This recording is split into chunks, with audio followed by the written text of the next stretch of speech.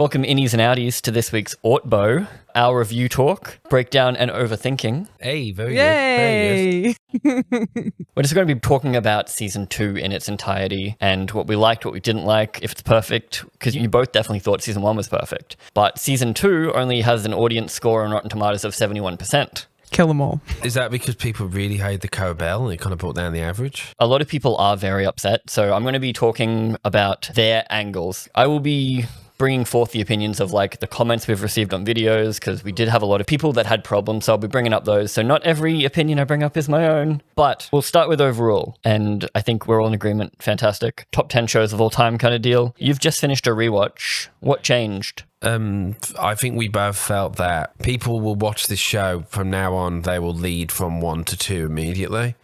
And we felt that it actually was balanced quite well. Like, I forgot just how funny episode 1 was. But when you've sat around waiting for years, you want episode 1 to be everything. But then if you're watching it immediately into the next, you're like, oh, this is just like palate cleanser, back at it. I feel like even just going from rewatching it without having to wait a week. Yes. I feel like that would have calmed a lot of people's negative reviews, I think. Because things blend in a bit. I like the Cobel episode, but it is the weakest. It's not the one I'm going to be going back and rewatching to be like, oh, wasn't that cute? I'll always rewatch the Gemma episode forever. Like, it is just a fun and interesting episode to watch. It also does work standalone. Yeah. I think in a year and a half when we're watching it again, we're going to look at each other and go, let's just skip that Cobel episode. So the pacing felt better, but it didn't really remove all the Cobel episodes. Like, we still got to watch this. Well, it was weird because it's the end of episode 2 when he yells at Cobel when she's in the car. She then drives off. Yes. We then have one scene of her alone in the field. She drives off from Helly and Bodyguard, and then she doesn't appear again until episode 8. So it made me go, oh, there's not a lot of Cobel. Her timeline's weird because she's, driving around for 6 episodes. But then can get back She in gets a back pretty in one quick day. time. Yeah. I think most people's negative opinions do stem from the pacing because, as we've said before, episode 3, he reintegrates and we're like, holy dooly. But then you kind of slam on the brakes with episode 4 and then you slam the brakes on again with episode 8. I think I was there rewatching it. I was like, oh, wow, these first 4 episodes are really strong with the ORTBO being weird, out there, how freaky the video thing is with the effects they put on Milchick. There is like a clear tonal shift. It's like a Goofy sandwich. Like, we have Goofy at the beginning and the end of the season. And in the middle, there are moments or sort of 2/3 of the way through that we lose the Goofy charm that we love so much, but we get it back before the end. So I think it's fine. Agreed. Even though it wasn't a massive success, it was well regarded. So they got given 10 episodes. They got given more time. I was there going, I think I might have liked this more if they were told 8 episodes, Tighten make it it up a work, bit. tighten it up a bit. Yep. And I might have been more pleased, I think. Yeah, I think they definitely had the end point in mind. So they knew what they were doing for episode 1 and 2. They knew they were doing an innie episode, then outie episode, and then they knew the finale. Yeah. And it kind of seems like they had to make the rest of it work. I think it does contain a bit of the Last Jedi syndrome. It's like people were expecting one thing and then they were given another thing by the end of it, because episode 3 really does set you up for, okay, we're reintegrating, we're doing this. Oh, yeah, like I was thinking we were getting a reintegrating flashback combining episode where we were going to see, what's his name, PD again, and I was all expecting that and we never got it. But if you really think about what that would look like, I think we would have a worse product. Yes. Like, if we did go so quickly through everything, I feel like we'd be bored. We'd be, okay, well, that's happened now. So, I mean, what's next? And like, if you have him getting to Gemma in like episode 4 or 5, what are you going to do with the rest of it? Not that he has to get to Gemma, but that Mark would actually be doing stuff. Well, it's a debate between plot and character stuff. That episode where it's the Gemma and also Mark flashback, like it will cut to his reintegration really smoothly. Like, you aren't confused when it's like Mark's perspective, Gemma's perspective. As much as we all love that episode, you said at the time when we spoke about it off camera, it did add to it and you did feel more emotionally invested in these characters because of it. I think everything that they've done has been in service for either bigger reveals or it's been needed for the plot for us to buy into some of the characters. You think the ORTBO was needed? You think we needed to take these characters out of one specific location? Because a lot of people call Woe's Hollow the worst episode. Really? I think a work outing is a fun idea. They hate cinema.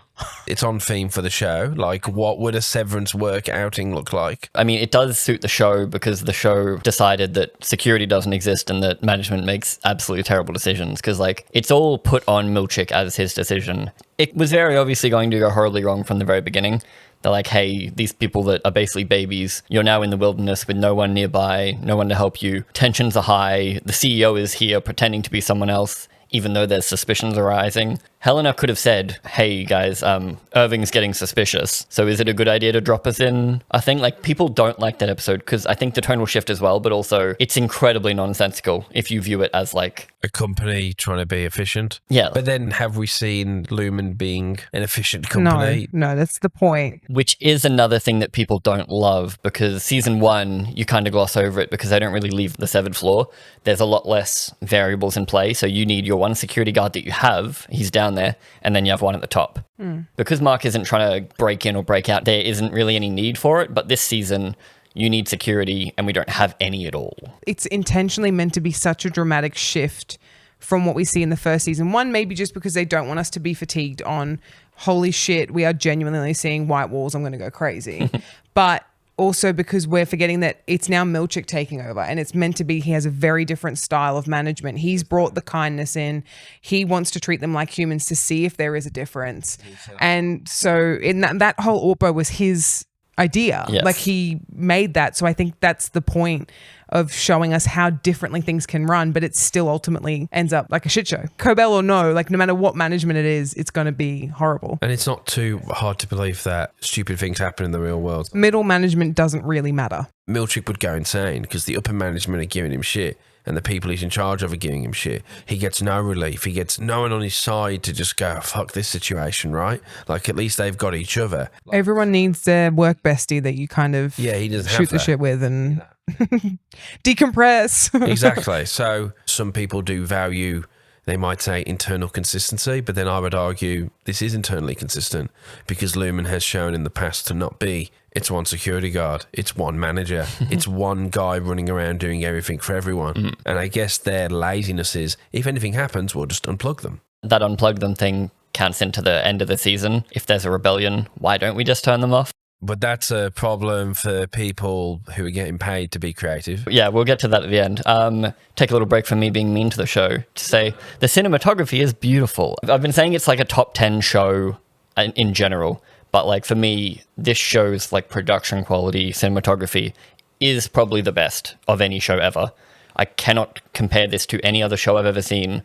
It's just wholly unique. Everything about it feels new. Yeah. Dragon shows like House of the Dragon or Game of Thrones have like incredible visuals because Production design. Yeah, they're doing that kind of thing. But they do still let themselves down in the cinematography department. Like just because your VFX are really good doesn't mean everything else is really good. Whereas this show is probably like 10 out of 10 in every production category I've got, like acting especially. Like, it's so good. It's the best acted show as well, in my opinion. Every single department pops off, so you can't really fault it. 70%? 71%. Wild. It's also how you make something that, I mean, visually, it's not, as we just said, production design, it's not the most interesting at a glance. I think they didn't have to go hard. Yeah, like, exactly. you could have very easily gone, cool, we're just doing like this. The Office, where it's genuinely really looks like dull. that's the way they hooked in. Or, because like with House of the Dragon, it's very much decided for you how the show is going to be shot. Cool, it's epic fantasy, we're doing grim, dark dragons. You're kind of forced into how you're going to shoot this. Whereas with this, it's such a simple concept, you could have done anything. I'm trying to think of how you would do ORTBO if it wasn't actually like, how would you hit the key character and plot points with Helly? Plot-wise, it's just Helena gets revealed. Yeah, so but could you have done that interestingly inside The Office? They're also revealing more weird world-buildy Lumen stuff in there. Yeah, they're developing the religion. We get the Helena Eagan. It's definitely more religious. They get to see the biggest waterfall in the world, Dan. That's pretty important. Some people would call that mystery boxing. Like, yes, it does give us more questions about the logistics of how this world works, but it does give us more to at least go, okay, that's a part of it now. Like, okay, they can go outside and just be put into these different areas, or like, yes, they have access to being in these places where they're not worried about other randoms hiking and being they're never there. worried.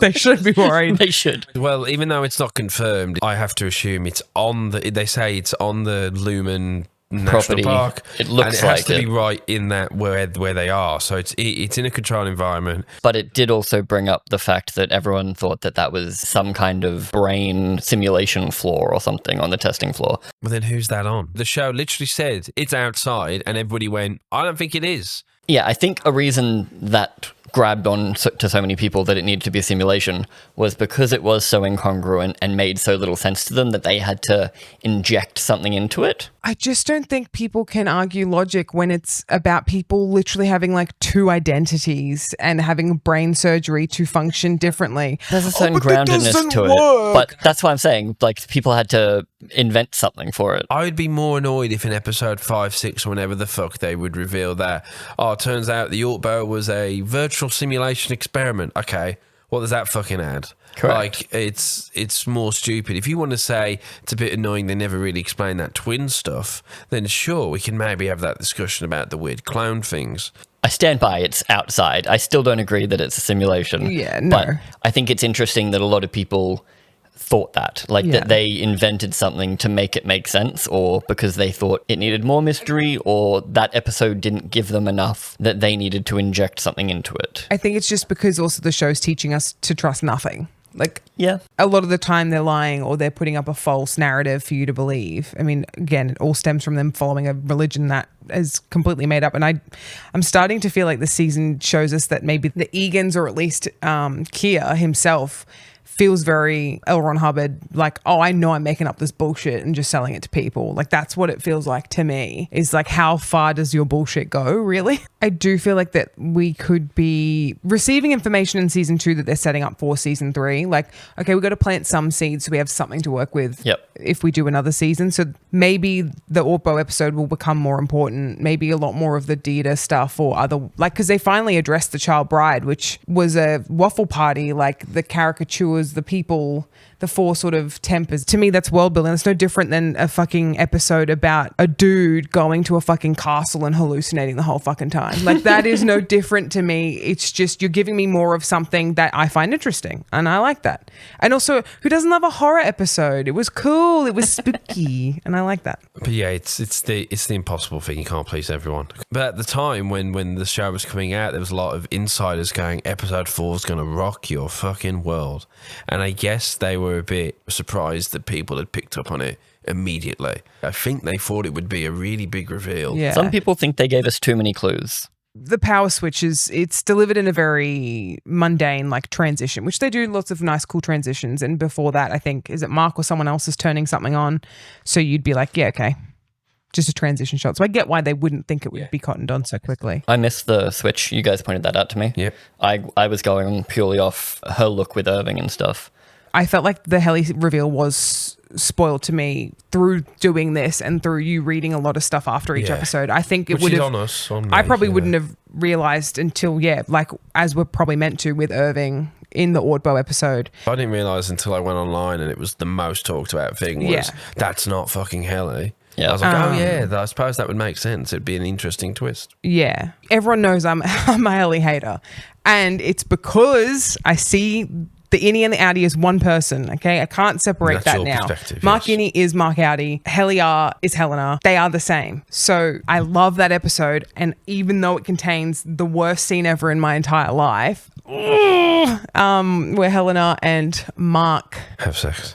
Don't even say the word. Skipped over it today. You said the moment they take their shirt off, start skipping. I don't even think they take shirts off. I can't even remember. Okay, but then the problem is, post episode 4 is where I started going a bit, what we doing? Started to feel the pacing? Yeah, because then all of a sudden, Innie Mark which makes sense by the end, but Innie Mark starts losing interest in trying to find Gemma. Turns out this intimate moment he had with Helly wasn't Helly. Then they have this funeral for Irving that he doesn't really give much to. Like, he leaves the moment he can. So episode 1, Innie Mark has a very direct goal of finding Gemma, which then turns into getting his old team back. So Mark episode 1, action-packed. Mark episode 2, Outie. He definitely wants his wife back, but he doesn't really have a way to do it. Well, they're not even sure if that's true or not. Yes, it's spent very much weighing up whether she is real or not. It's confirmed by Ragabi in episode 3. That she's definitely alive. Yeah, so Episode 2 for Mark, he already does slow down. Understandably, he isn't sure whether what his outie randomly shouted that he wasn't even there for technically is real. So episode 2 for Mark's journey, I don't have any issues with. I don't think the community had any issues with Mark in episode 2 either, because it kind of ends with him not on board, but he's always seemingly fighting against it until someone explains something to him. Yeah. Because then episode 3... he's printing off leaflets. Yeah, both Innie and Outie, because he's like, who's alive with the trying to blind himself. He's trying to do something. And Innie Mark is also trying to do it, takes Helena along to the goat people to, again, find Gemma, find anything. He's just searching for answers. So that's why it's pretty action-packed. And episode 3 ends with reintegration. Yeah. And that's where we think the pace is going. So up until episode 3, the pace is pretty much balls to the wall. I hadn't heard anything negative about season 2. Well, what we said in our review. How incredible is this? Like, because this feels like something that would have been in a shitty Netflix show. Yes. Held out to, like, the back end. Which, ooh, that's awkward. Yeah. Ooh. Yeah. Ooh, how do you feel about that now? Because from the end of episode 3, Outie Mark's journey completely stalls until his final episode. Because basically he has Ragabi doing brain surgery on him, but he's never fully into it because he gets angry at her all the time. Again, he's going through some shit. So it's pretty understandable. But character-wise, he is almost completely stalled until the end of 7. I'm sure someone has probably done it already, but the timeline of this season is a week and a half, 2 weeks? Maybe less, depending on how quickly Cobel drives. Like, Yeah. we don't know where scenes are in some cases. She would have stopped off for a Macca's run here and there. Every stop. You know? Where you go, well, what's Outie Mark up to? It's like having a weekend, I guess. Like, there isn't much for him to do, which is why I was here going, could this have been lesser episodes? Even though he knows Gemma's alive and he's trying a different option, he gets very angry at Cobel, even to the point of not wanting to do it, until Devon explains to him, you should do it, and then he does it. So, can see people getting annoyed with that. I'm wondering whether Mark's journey is why a lot of people soured on season 2, because he is our investment. He is our main character for a reason. So if he's not doing anything, even though stuff's happening around him, it can really feel like the plot's stalling. In terms of Innie Mark, not much actually happened for Innie Mark up until the fantastic season finale episode. Sexually, one hell of a season for him. Yeah, he lost his The virginity. most sex he's had in... He's had sex with 2 people. I know it's frustrating and it feels like he's not doing anything, but I feel like they're not being as explicit with, I guess, the actual character turmoil of each person. Like, to me, him being cold to everyone, he's essentially just learned that he has unfortunately been a victim of a sexual assault. Like, I think people talk about Helly going through that and then missing Mark's involvement as well. Like, he absolutely is going through something horrendous. Everything he's experienced has now been told to be a lie, after he's also now still processing that it's a lie that actually his wife's alive and is in here. Like, there's a lot to unpack with him. I think he's allowed one emo episode where he's not happy and he's not doing much, but it's frustrating. I wouldn't say he even really unpacks it either, though. No, he doesn't. He definitely rejects everything until he gets talked around to going into it. And when he's having sex with Helena, he sees Gemma, right? Like, so that reminds that he's reintegrated. So that would be also weird for him. Never brought up again. I suppose the thing that we also missed is that Outie Mark has a conversation with Helena at the Chinese restaurant. Like, that's probably an Outie Mark highlight, which then gets kind of echoed back when he calls Helena. I think their intention maybe with that scene is probably to show that they have a bit of banter chemistry. Yes. Like, there could be something here if they just met on the outside. It's me obviously buying into the show because those 2 people are the same actors, but yet I view them as completely different people to the Innie characters. It's funny that you said it because I feel like I'm the opposite, and I don't know if that's just my weird processing. It's art, baby. Weird thing. But to me, I can't see them as... like, I love Mark, and I even... Season 1... Do you love Outie Mark? Because Outie Mark is an asshole. I do like Outie Mark. That's the thing, because to me, they are the same. Yep. And I get that, like, Helly is meant to be, well, what if, she has that moment where in the ORTBO episode where she's laughing off the whole campfire story, right? Of Becoming in the woods Eagan. or whatever. Yeah. And we kind of had this discussion of, is that genuinely Helena's like, this whole thing is such a fucking farce. And she's cutting and loose. I've never bought into it, but I am playing this part for my dad and for, like, my lineage. But ultimately doesn't really care about the cause itself, and that's why her innie is very like rebellious, but her outie's been like, you know, whipped to conformity by her dad. And we think, I guess we all think that she did that. She might have done it under the guise of we need to figure out what these innies know, but she did it because she wanted to have a human connection with someone. She was jealous of her innie, which is a super fun thing. The innie feels trapped and wants to get out, but the outie actually thinks the innie has the most freedom because she gets to say and do and kiss whoever she wants. And that's the fun thing with the Helly and Helena thing. Mark in the finale, he's back, obviously. The finale still is my favorite episode, I think, because it kind of, I wouldn't say makes up for all the problems, but it does what I wanted it to do. With that, two Marks talking to each other. So the Cobel episode, I guess this means we have to talk about Cobel. Fuck. Oh, it's almost like, oh, she was relevant? Crazy. No, but I'm talking about how could we have removed her? No. Because Cobel's whole point in this story is to get them into the birthing lodge. Tell me what else Cobel does. Oh, you mean in just the episode? Plot-wise, the entire season. She informs them of everything they need to know. Because she's the one that invented it. That's like the whole point. My designs!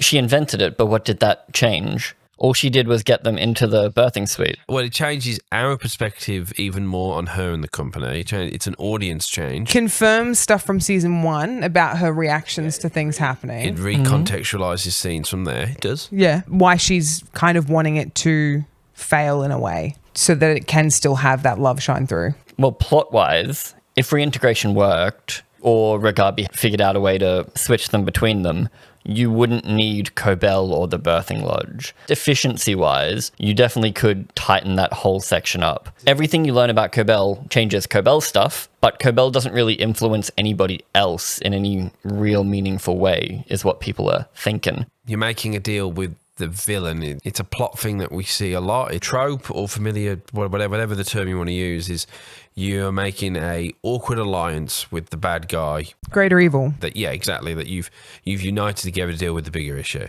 Also, I guess it's meant to also serve that any Mark will be more suspicious of this situation because Cobel is there. What would the scene be without her? Well, say you kept the birthing suite, but there just was no Cobel, and Devon pretended to be pregnant, got them into the birthing suite. Is that purely what some people are saying, that the only reason Cobel is there is so they can get them into the birthing suite? Yes. Maybe because they didn't like the Cobel episode, but also because Cobel does disappear and then suddenly reappear. And again, plot-wise, she gets them into the birthing suite. That's her only real function. I suppose because it is all wackadoodle made-up crap, you could have just had it be that Regabi figures out a temporary way for them to switch back and forth. Regabi could set up a small severed field. He walks in and out. You get the same effect.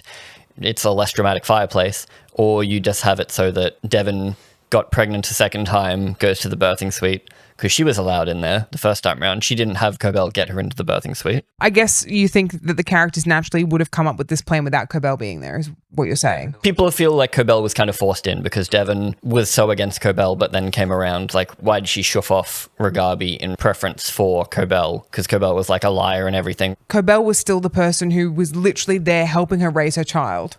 She knows her more than she knows Regabi. Regabi is some random woman who's just done brain surgery on her brother. But then all that trust was broken by the whole, you've been stalking us. You would panic if you see that your brother looks near death. So I get why she would maybe flip back to old comforts. I do think ultimately it does just come down to needing Cobel to do her turn and start kind of joining to band together for the greater evil. Because Cobel also doesn't tell us anything we didn't already know.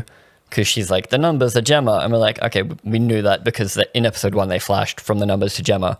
In episode 7 we learned that she's getting different personalities. And we pretty much called it. Yeah, it was pretty obvious before she sits down and then just says things. I think there's a grander spiritual thing going on with the whole, we've severed her enough that she can deconstruct a baby's crib and not have any kind of trauma. That seems to be what they were happy about, was that we've completely severed something that you would argue the trauma, it's ingrained into this woman, that she cannot have children. Is meeting Mark and not feeling anything for Mark overly different? But for them, it's meant to be like, it relates to the Kiers stuff of like completely wiping yourself fresh again. Christopher Walken's character talked about how like there's two souls. The pure. That the church, that was probably a Lumen ran church, probably said, yes, of course, there's two souls. There's all this stem from the fact that Kier sinned and invented a brother and said the brother was the sinful brother and he was just an innocent boy. So the idea that you could have a fresh start. A pure version of yourself. Pure version of yourself that works, and the whole idea that like the working self is the truer, pure self. And so we completely wiped that clean. I have soured on Cold Harbour a bit because like she did every other testing room for like 2 years, or like as they popped up, she kept repeatedly doing them. This one, they seemed pretty content after the first one because they were ready to kill Mark immediately. Why did it have to be this many times? Stuff like that. Yeah, and like the fact it was just the dismantling, it could have been something more. I guess there's like a poetic nature to it not being bigger, but a lot of people were let down, especially because you're building up Cold Harbour the whole season, then it's like disassemble this crib one time and then we have to murder you because we're cultists. But I do want to talk about the cultists because people soured on that too. There's a lot of things people have problems with. Well, I'd mentioned that I was maybe a little bit not like hating it, but that it wasn't just a bullshit thing that they were throwing it in is to see if they were just believing it. Yes. That they could just go, Kiers God, and the Unis would go, Kiers God, you're right. And then that's part of their experiment, is that we can tell these people utter bullshit and they will believe it, like we tell 2-year-olds a man can walk on water. So the culty stuff in season 1 was very much like, this is company culture dialed up to 11. Yes. And I loved it. Which is so funny, so great. This season, the more I think about it, the less I like the goats, because obviously the goats in season 1 were just a random funny thing. We need something weird in this room. And then turns out there's an even more goat room just there. We didn't build a set for it. And now the cultiness has gone from like parody of like work office culture to now ritualistic slaughter. They genuinely believe this stuff. Yes, but did they take it a step too far, dialing it up to, oh, they're just an actual cult? It's not that this is like a play on cults.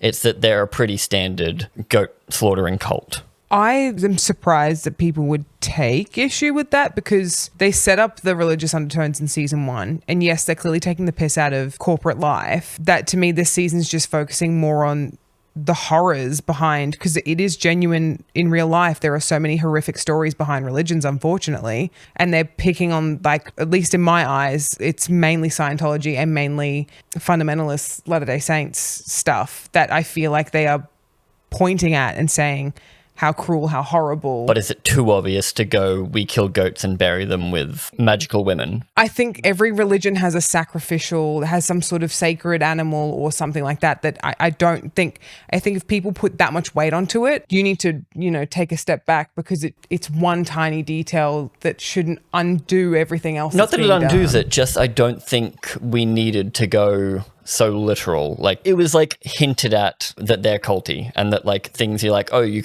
this is kind of like this is kind of like this, whereas they're like, oh, ritualistic slaughter, it's like ritualistic slaughter, it's 2 1-for-1. But I think everything that's been hinting at religion hasn't been a hint. It's been very literal. It's always the case, right? The reveal is never as good as the build-up. They could have also just not done the goats, is the thing. Because it was just touched on once. They chose to make the goats such a big thing. If you take the fundamental, like, at its core issue here, it's that why are they killing off the test subject so quickly? Yep. Like, why are they killing her off after doing the crib one time? And yes, then that extends to the question of why they have the goats involved as well. I think for that, it's very much we needed to give Mark a reason. Like, Innie Mark wouldn't let her die. Even no matter what Innie Mark wants, he would at least try to stop her dying. And what are all these other MDRs doing? Like, because we're meant to think about that there's 200 locations.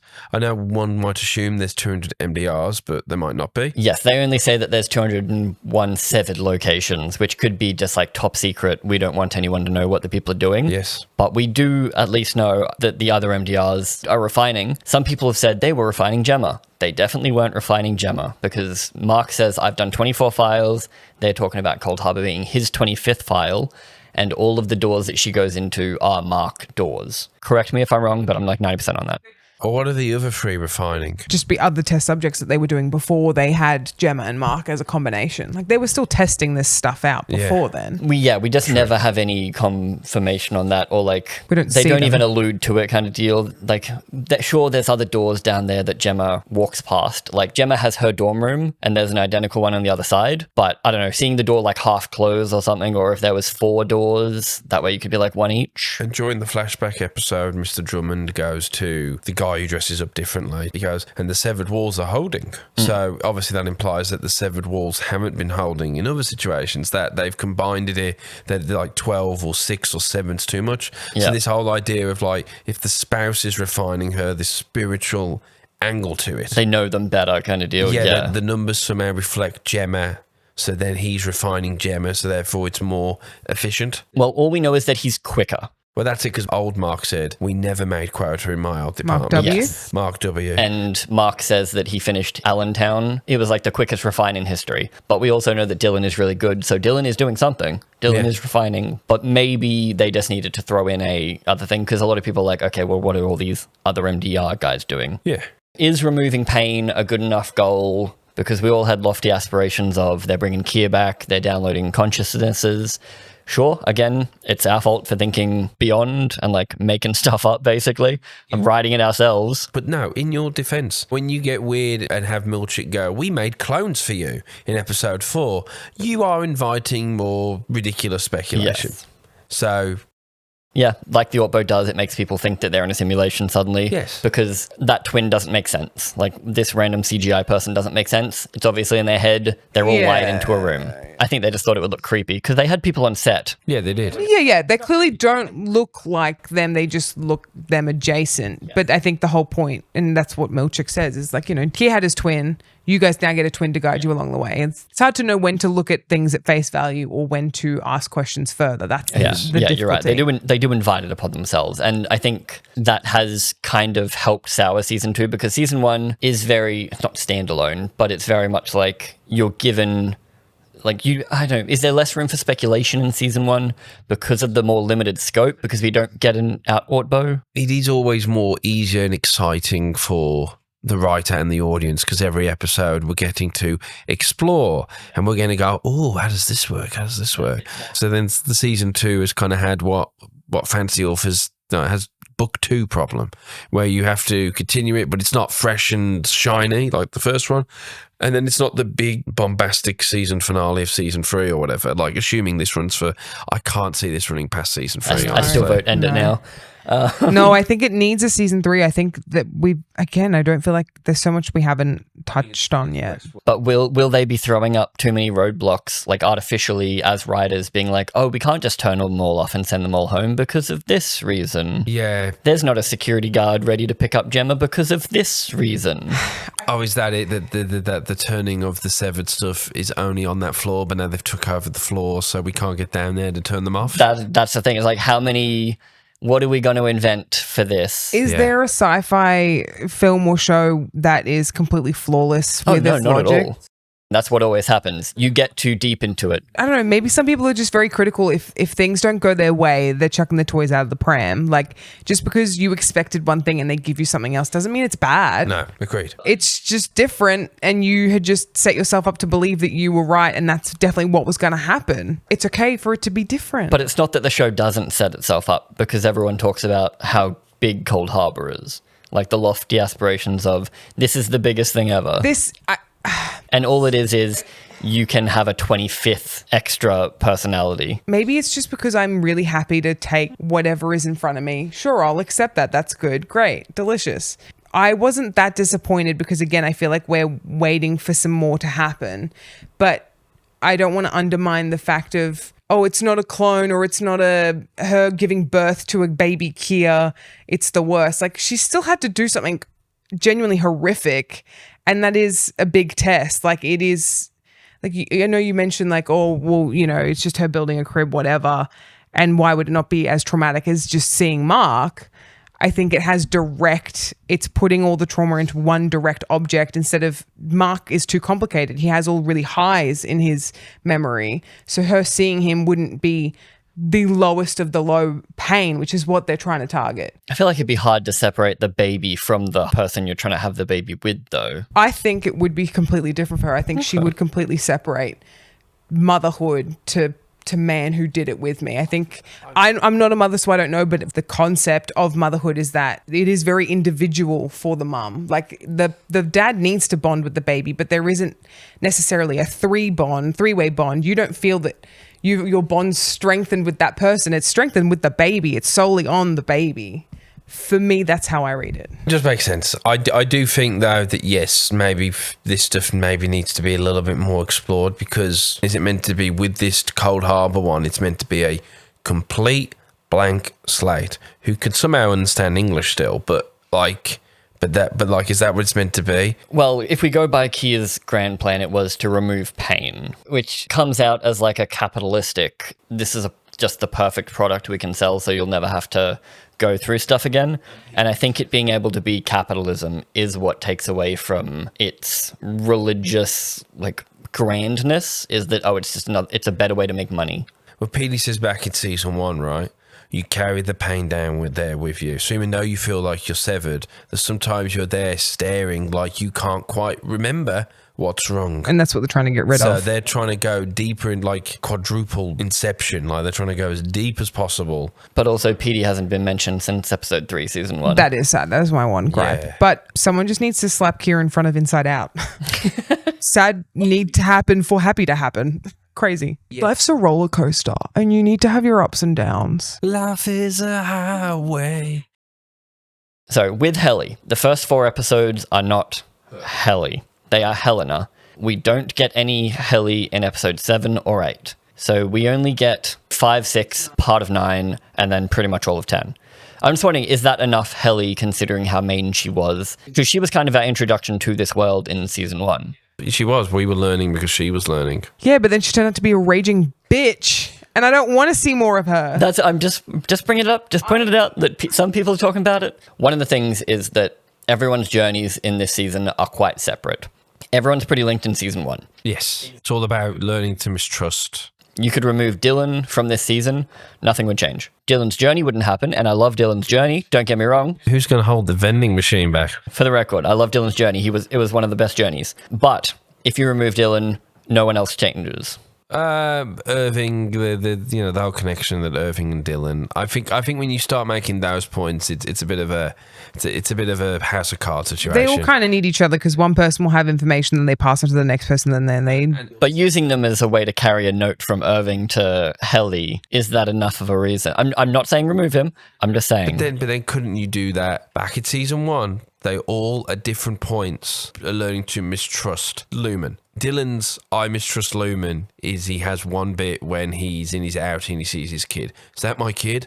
And that's the one scene where he goes, yeah, fuck this place. But he does help influence everyone else along the way. Because Irving's journey is incredibly separate and completely by episode 4 because he gets deleted. And it's all outy. And then it's all outy. How much of this was needed in the story? Is that the point though? Is it meant to be that let's take them and have them all focus on their own stuff for a bit? Like, horror film, we've all got to split up. Yeah, it's just an interesting point that people are talking about. Like, it does extend the season having so many journeys. And again, does it come back to, would it have been fine if Mark's journey was a bit stronger? Or like, as in Mark's ending and start, fantastic. But did the journey need to be stronger? I'm happy with where we ended up. So I suppose then the angle, which is what we're going at, is really happy with the end point, which then led you to say things like, did they have that end point? They knew what they wanted.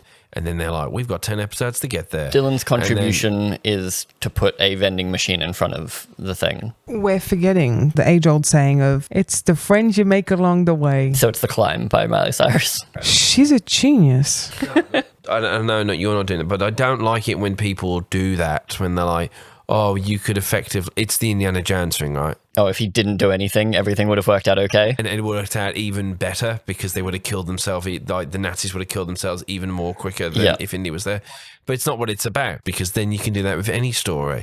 If Darth Vader didn't exist, Luke would have had such an easier time. What's the point? That's why it's funny when you bring up, what's the point of having Cobel? Because I'm like, oh, well, you could rewrite the whole fucking season. The whole season could be written differently. Yeah, I think the main thing that you argue with the season, and your mileage may vary, is they knew where they were going, and they did a good job when they got there, but they maybe took their time too much, and they stretched things out, and they didn't really know how to get there, and that's really it for me. I don't think you can not argue that they didn't meander, Sarah. I'll say it once, I'll say it again. Let me frolic. No. Let me have a little skip around. You need to remove childish folly. No. Could you say, I know you disagree, that I already know Mark loves his wife desperately because he split his brain in half because he lost her. So do I then need to see, as nice as it is, do I need to see it? Like, don't I understand already that Mark emotionally loves his wife because he ripped his brain in half? I think we're both in agreement that Seven is, again, No, one no, of the yeah, favorites. but you would have lost all the lore of Gemma in the testing, Miss Casey in the wings. Would you call that law? Because we already kind of knew that she was... We didn't know exactly what she was doing. Do you know exactly what she was doing? Writing fucking because we were that's playing the thing, as it's a like- dentist. No, you're right. It's an interesting discussion to have. Be glad we got this season. To me, this is like a really passionate 8 out of 10 season. Like, I think it's a really good season. Yeah, I do. And you're on record as season 1 is 10 out of 10.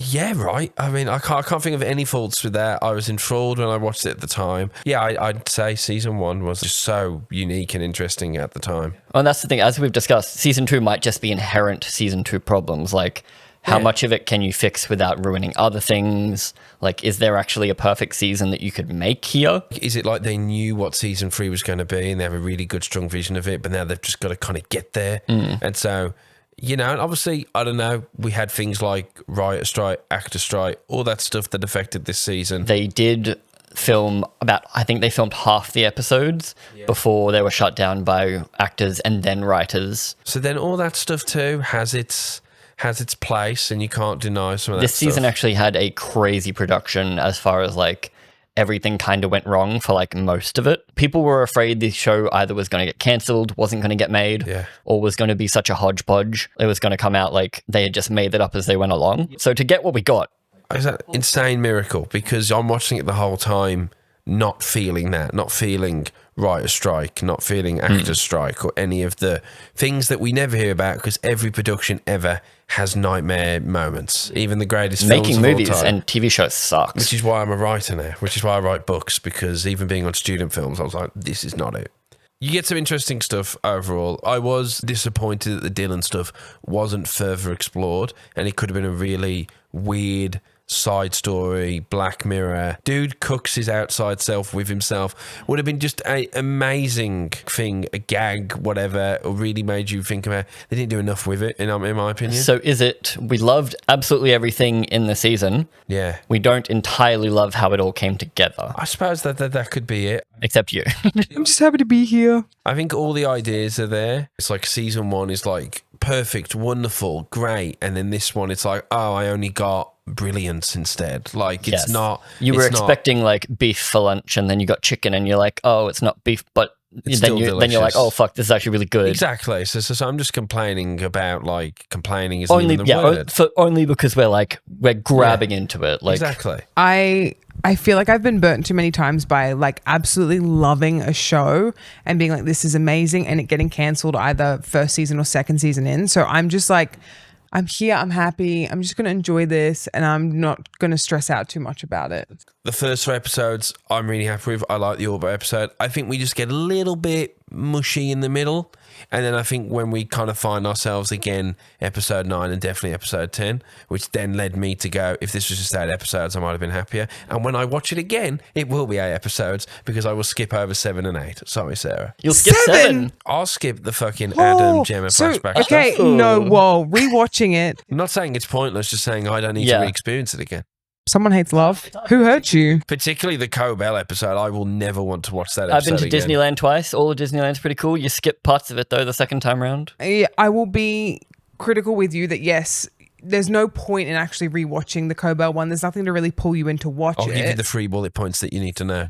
Cobel came up with Severance, had sleep instead of doing something. She pulled a real Mark move, sorry, just like falling asleep when she was meant to be doing stuff. Yeah. You'd skip over the Cobel episode, but the ones that I guess people criticize the most to me are the ones I would happily rewatch. Like I loved watching ORTBO again. I loved watching Gemma's episode again, and everything else in between really blends in, and it doesn't stand out to me. Like I couldn't tell you the difference between 5 and 6. Which some people might say is an issue, but then also in the rewatch. But they're not criticizing those episodes. They're criticizing the ones that I believe are the most rewatchable because Yes. they are standalone and they are cinema. Sorry. Does Cobel mention in episode 10 that she invented Severance when she's talking to Mark? Could you just straight up remove the Cobel episode? Because then you've got Devon calling Cobel, and then the next episode, Devon and Mark are driving in the car, and Mark's like, I can't believe you trust her. And she's like, yeah, we have to trust her. And he's like, but she's a liar. And she goes, yeah. And then all she does is say things that you would expect her to know as a middle manager. But then also, I think the weak point of it, as much as we like episode 7, is 7 and 8 being so off back to back that you're there going, Don't drag 7 down to 8. It's been 2 weeks since we've actually been there, since we've been doing stuff. That is also a thing with Mark and his reintegration. End of episode 3, you're thinking we're reintegrating. Episode 4 is suddenly ORTBO.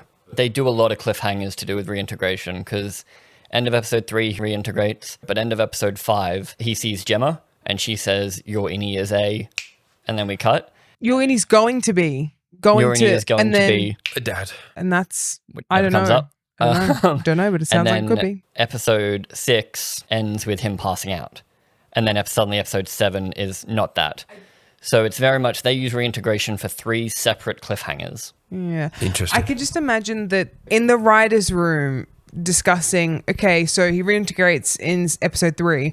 4 is just, wacky transitions and flashing forward, back and blah, blah, blah. Then what, 5, 6, 7, like you cut any tension of this being a really still not a perfected procedure, and then suddenly he's just hitting the ground running and doing shit for the next 4 episodes. Like I feel like you need to spread reintegration out in order to, one, just remind you that this is dodgy, it's not perfected, there is no right or wrong way for them. Ragabi's just fucking around with some magnetic shit. I don't even know what. But it never culminates in anything. Is I think a lot again part of the problem. Whereas if you removed Cobel, you could just make it so that Ragabi figures it out. She can turn it off and on. You can do your same video recording thing, but it won't have a cool fireplace. It'll be in a basement. I'm sorry. But then, as I've said before, the wearing them in the ending, 10 was so good. 10 was so good that you end up going, I forgive you because then you've left it on such a cool ending. 10 was so well received, I felt overall. Well, I mean, people were still saying in our thing, no, this season was boring. So it's like people were still feeling it, even though maybe they did like 10, but they were like, was this worth it? But 10 even kind of solves my issue with the goat ritualistic sacrifice, because you want to kill the goat, which means you need a bolt gun, which means you get to shoot Drummond in the neck in the elevator. So it's like, okay, they work out in the end. If we didn't have the goat stuff, we wouldn't have amazing upcoming Halloween costumes. So I'm happy for that. You wouldn't be able to have your blood without the bolt gun. Yes. So that's what I mean. 10 does, I guess, make up for it. Like 10 is so goddamn solid. I would be interested to know how many you could cut before the season doesn't make sense. It's almost like it's just fine and we need to chill out. It's just interesting. That's the main thing. It's just interesting. Or reintegrating elements into other episodes, like what if we combined these episodes together? Even with things that people love, like Topher Grace's prequel trilogy edit. Like, it's interesting to think about how efficient you can make a story. Whether that makes it better or not, completely up for debate, because you want the journey. Some people want it quicker. Not everyone has 10 hours. Like, it's an interesting thought process, at the very least. Well, the big example is One Piece. It's 1,100 episodes, and fans have went, you don't need these 50. And to the point where Netflix has went, we need to remake we need to remaster it while it's still happening, and we're just going to do the core storyline. Obviously, it's not that. But it's funny how, because in all our other seasons, we've been going, House of the Dragon should have been 10 episodes. This should have been 10 episodes. Doctor Who should be 13. With this, I'm there going, I kind of wish this was a good, solid BBC 6 episodes. Like, how tight could we have made it? How refined could we have made it? It's an interesting thought. 8 out of 10, probably. Yeah. 10 out of 10 still? Just as good as season 1 for you? Season 1, to me, it's you can't get better than that. So how much lower is season 2 I feel like then? I'd put it like anywhere between like a 9.5 and a 9.8. Like, okay. I will take a little bit off. What takes it off for you then? I don't know if season 1 I've rewatched like 5 times. Like, it is my comfort. I'm not able to sleep. Let me put that on the background. I need to calm down on the plane. I'm going to put that on in the background. Yeah, you know, she did. But like, what's your objective? Peaceful. Okay, because other than the 9, because I don't want the 9.5 to be, I'm just annoyed that he picked Helly. Like, I want to know what. If it was that, it would be a 2 out of 10. But what's your objective that makes it like 0.5 or 0.2 less than season 1? I think it would be that the Cobel episode. I think some of the sequencing, as you guys are saying, in the middle section, there potentially is an edit that is recut to maybe just blend those 3 or so in Or even together just a bit more. second run at the entire season, and you're like, I wouldn't touch 7. I wouldn't touch 4. Maybe we do something to 5, 6, and 8 and blend Cobel in. Yep, She okay. definitely is doing shit earlier on. If and only they just the cut writers to it weren't too on late. strike, maybe they would have refined. Yeah, maybe. or maybe. Apple wasn't like, make me 10. And they're like, dude, we wrote 8 really good. And they're like, make me 10. I do think we need to see Cobel because otherwise it would be really cheap for them to. I appreciate that they've tried to show You like don't the tell it. tone. Well, it'd just be stupid for her to be like, "Didn't you know I made this shit myself?" And She just, never says that apart from her episode, though. Yes, but can you imagine they got rid of her episode and she just says it in the finale? Oh, yes, like that would it's be weird. mine. That would be weird. That If would they- be if they fucking decided annoying. to It'd be keep cheap that. if she just told us that instead of actually unpacking her more, because she keeps her cards so close to her chest that it is nice to see the motivating factors behind the technology that we get. So I get that that's important world building, but yeah. But she's anyway. definitely pretty frustrated in the earlier episodes. So potentially you could see the turn already. I don't but think the Cobel episode is pointless.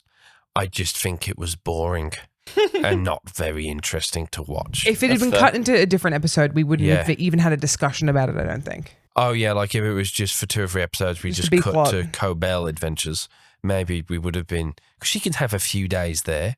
What are you rated out of 10? the more I think about it, not the lower it gets, but I definitely am closer to the 8 than I am the 10. But I really, really like that finale. And just like the production quality and the technical aspects of it the entire time. Like the episode 1 run through, the ORTBO logistically and how it looks, like that does look cool to me. And the fact we do get the horror episode, as you said. Especially considering that it was a shit show to try and even get the season done. Yeah. And it was done to such a high standard. Because I do like the way it's put together, it probably would end up being like, yeah, maybe an 8.5 or a 9 if I had to put a number on it. And my theory is if season 3 is smashing, like as now we're ending it, it's Westworld, but it's in Severance. I think the overall picture, people won't see season 2 as being too weak because they would have watched season 2 in 2 days while on an ultimate binge, and they won't even remember how weird and pointless 5 and 6 sort of were because they're just kind of blending together. It does feel built for the binge stream because of those reintegration cliffhangers. Yeah. You're like, I need to see next episode. Do you feel a little cucked when you click on next episode and Mark is suddenly in the snow? Maybe. Maybe. What do you think? Tell us. Your Innie likes to subscribe to Bergenbeard. If you subscribe to Bergenbeard, you won't have to devour feculence.